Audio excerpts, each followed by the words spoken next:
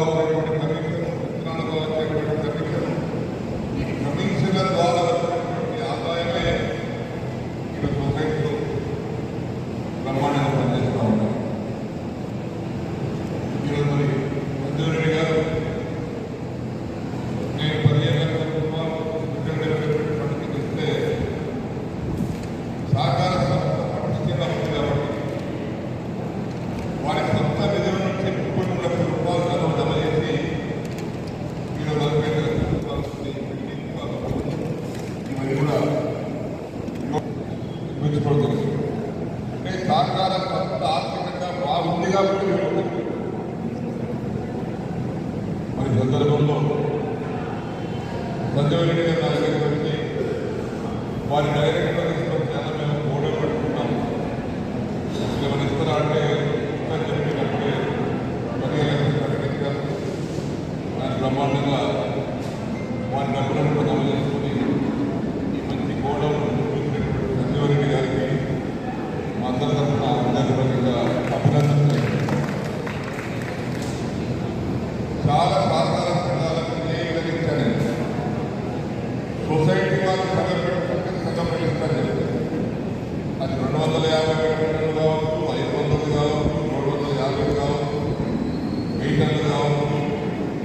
మన కాన్ఫరెన్స్లో చాలా గ్రామాలలో సహకార సంఘం వాళ్ళు ఎవరైతే ముందుకు వచ్చి మీకు డబ్బులు పెడతామని ముందుకు వచ్చారో వారందరికీ ఇంత సగం ఇచ్చి కాన్ఫరెన్స్ ఫండ్ నుంచి అనేక గ్రామాల్లో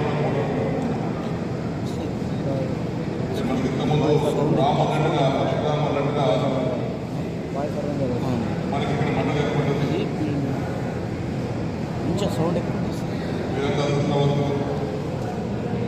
మంచి సౌహృదయం కాబట్టి మండలమైంది అధికారం కార్యాలయం పెట్టుకుని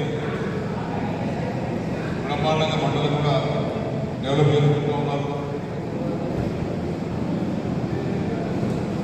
మధ్యరాము మండలం వచ్చిన తర్వాత ఏమేమి జరిగిందని చెప్పి అప్పుడు చెప్పాడు. ఇంకా చేయాల్సిన తెలుసుకున్నాం. అయితే సొసైటీ విషయంలో నేను సంజయ్ రెడ్డి గారికి వారి పాల్గొన్నప్పుడు మీరు అందించేటువంటి సేవలు ఇంకా కూడా ముద్రలో పెట్టినటువంటి గోడౌన్తో పాటు ఒకవేళ తగిలపల్లి అక్కడ కూడా మీ సొసైటీ పరిధిలో వస్తాయి కాబట్టి అక్కడ కూడా గోడౌన్ అవసరం ఉంటే సగం మీరు పెట్టుకోండి. 250 టన్నులు 500 టన్నులు సగం నేను ఇస్తాను. ఎందుకంటే ఎరువులు అక్కడే ఉండాలి, విత్తనాలు అక్కడే ఉండాలి. రైతులు ఎరువుల కోసం మన ముందు రావాల్సిన అవసరం లేకుండా ఏ గ్రామానికి ఆ గ్రామం గోడౌన్ ఎంతమంటున్నట్టయితే పొలంపై పొలమై ఊళ్ళకు పంపించి ఇరుడు పోసుకుంటాడు. ముగ్గురు కావాలని ప్రత్యేకంగా రావాలి కాబట్టి ఏ గ్రామానికి ఆ గ్రామం అనే విధంగా చాలా గ్రామాలు ఇక్కడ కూడా సంజయ్ రెడ్డి గారు చెప్పినట్టు అందరి గ్రామంలో కూడా వేయగలుగుతున్నారు. మీరు సగం పెట్టుకుంటే దానికి మిగతా సగం కాన్సెప్ట్ ఫండ్ కూడా పెంచుతారని చెప్పేసి తెలియపరుస్తాము. రాష్ట్రానికి పద్ధతులు వేరు వేరు.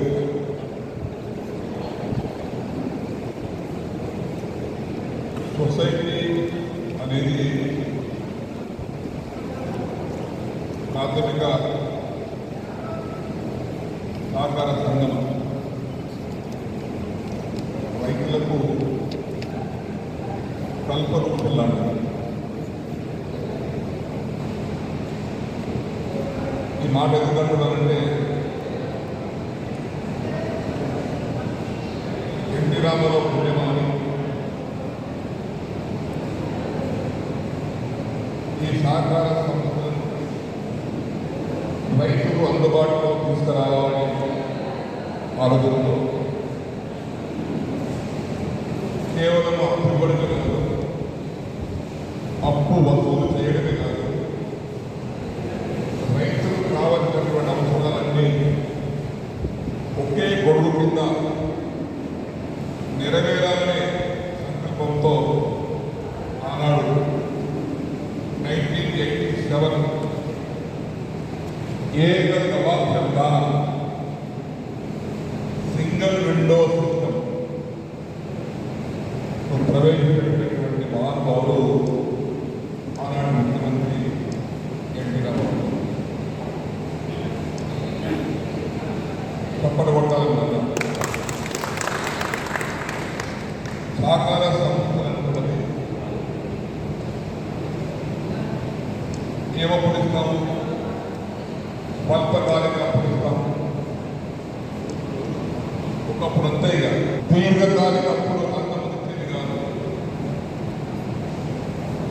ఏక గవాక్ష విధానం సింగిల్ విండో విధానం ప్రవేశపెట్టిన తర్వాతనే లాంగ్ టర్మ్లో అంటే దీర్ఘకాలిక అప్పుడు ఇవ్వడం అనేది సొసైటీ ద్వారా మొదలైంది. లేకపోతే అందరితో ఎల్ఎంపీలు ఉండే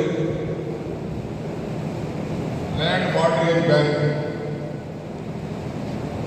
ఎల్ఎంపీలు దరఖాస్తు పెట్టుకుంటే శాసనమాన పెట్టుకున్న యజమానులు తిప్పి తిప్పి తిప్పి కాలదిగి వచ్చేది కాదు, బాగా వచ్చేది కాదు, పోరాడుతుంది. ఎప్పుడైతే సొసైటీల ద్వారా ఇవ్వాలని సంకల్పం కలిగిందో నెల రోజుల్లో పట్టే మంజూరు స్వల్పకాలిక దీర్ఘకాలిక మధ్యకాలిక అప్పుడే కాకుండా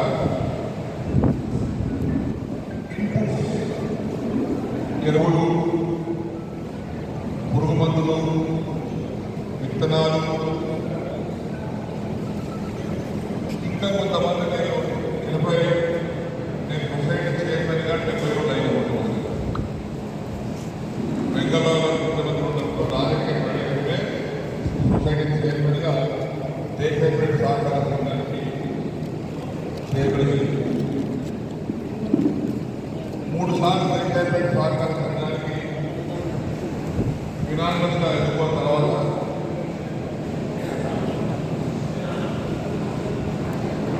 2 సార్లు కంటే ఎక్కువ ఎన్నుకోవడానికి వీలేదు. కాబట్టి నేను మళ్ళా తాటికోలు పూర్వీ సొసైటీ ద్వారా అక్కడ ఎన్నుకొని బ్యాంక్ చైర్మన్ అయ్యాను.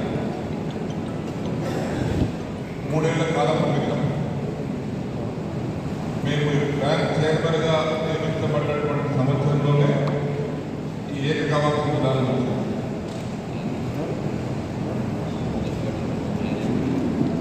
కొన్ని సహకార సంఘాల అధ్యక్షులు ఎరువులు, పురుగు మందులు, విత్తనాలు, అప్పులు తీసుకునే